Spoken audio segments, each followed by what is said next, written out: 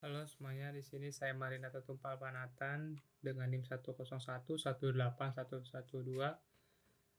mahasiswa Unikom, jurusan Teknik Informatika. Di sini saya akan membuat video tentang cara melakukan bootable dengan aplikasi Rufus. Ya, di mana nanti linknya saya akan taruh di deskripsi di bawah, biar Anda memudahkan untuk mendownload.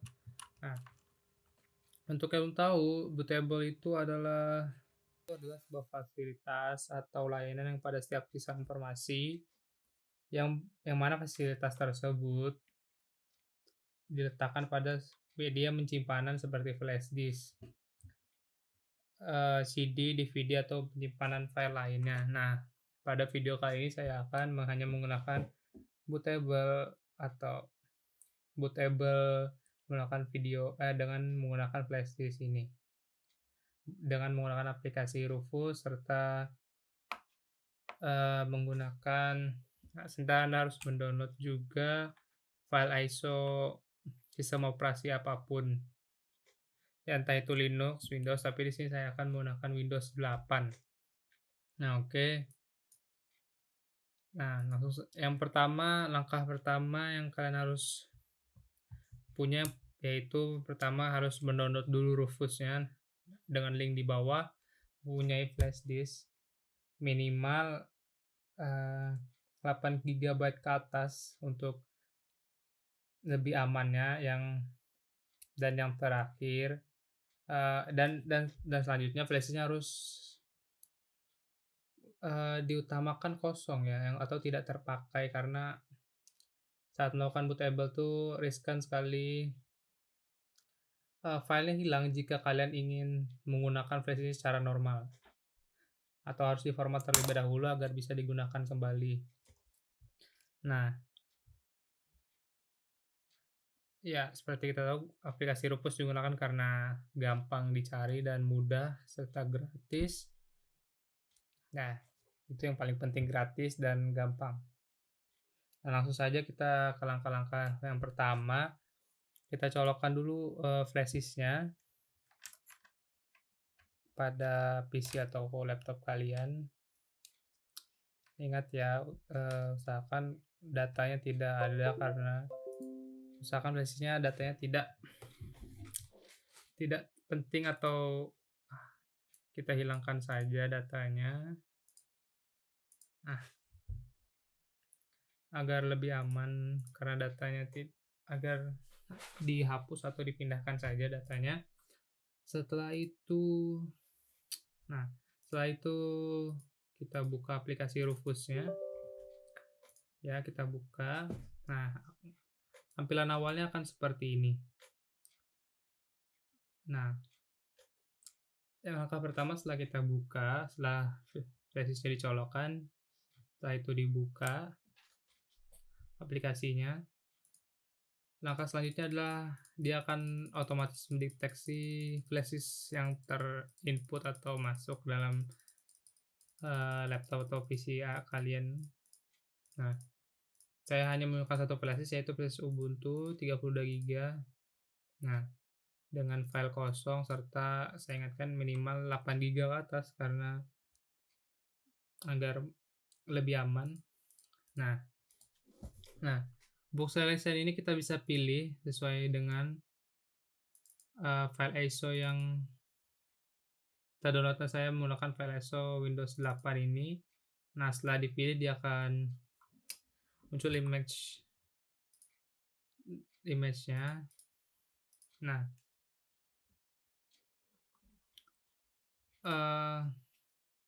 secara default akan seperti ini. Dia akan memilih standar Windows installation. Nah, setelah itu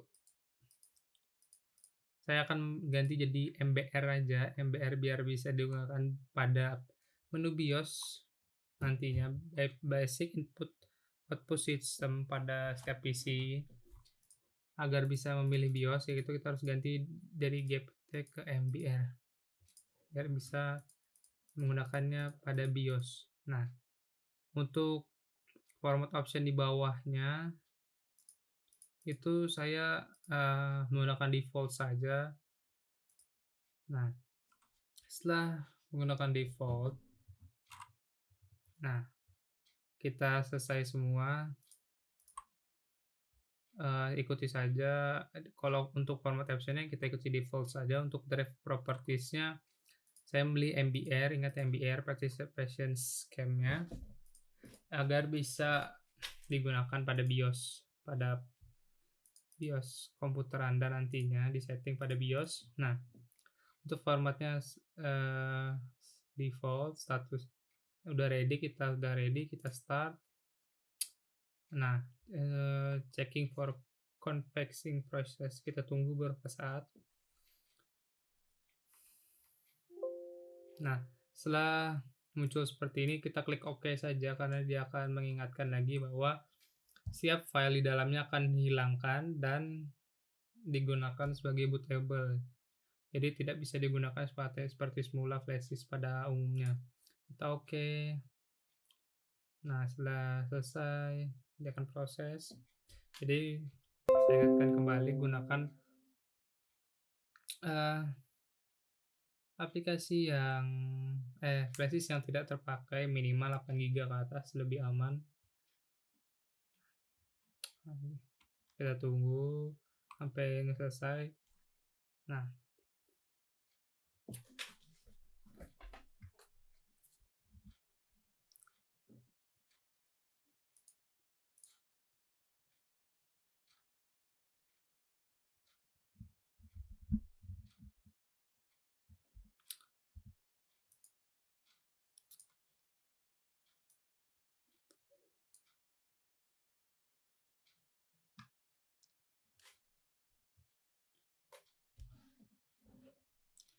untuk diingatkan lagi menggunakan Rufus bootable ini untuk memudahkan kita menginstal sistem informasi dengan media penyimpanan seperti CD, DVD atau file lainnya agar lebih mudah. Rufus melakukan bootable juga bisa mudah bisa memungkinkan kita melakukan double dual boot, atau misalkan kita memiliki dua sistem operasi pada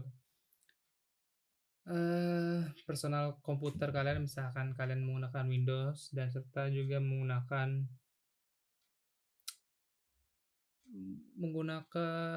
Linux atau yang lainnya, untuk memiliki dua sistem informasi pada satu komputer, tapi dengan syarat PC-nya melakukan support untuk melakukan dual boot. Nah, setelah copy ISO-nya file copy ISO filenya berhasil,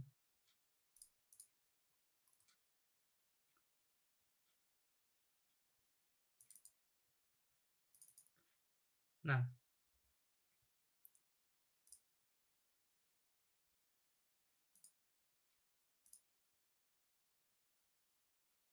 setelah copy ISO filenya berhasil,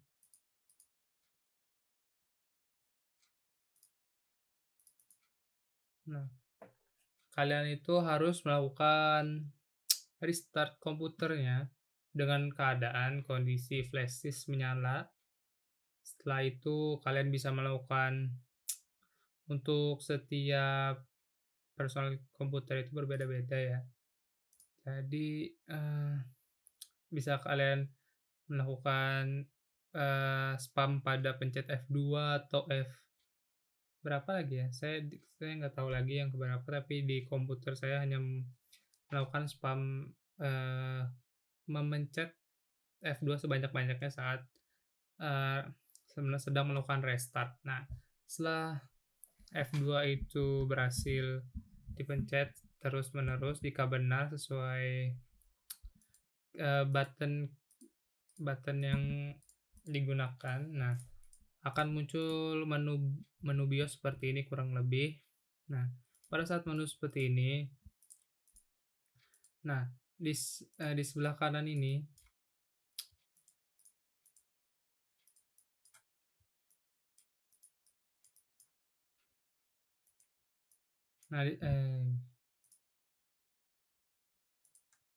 Nah, di sebelah ini ada boot priority. Nah, pada boot priority ini jika kalian ini adalah apa, misalkan ini Windows utama kalian atau yang lain-lain. Nah, di sini tuh akan ada jika sudah terpasang flashdisk yang dilakukan bootable tadi, di sini akan ada yang namanya, sesuai dengan yang kalian install tadi, misalkan install-nya dengan nama bootable Windows 8 di sini akan ada berbentuk flashdisk USB kayak gini.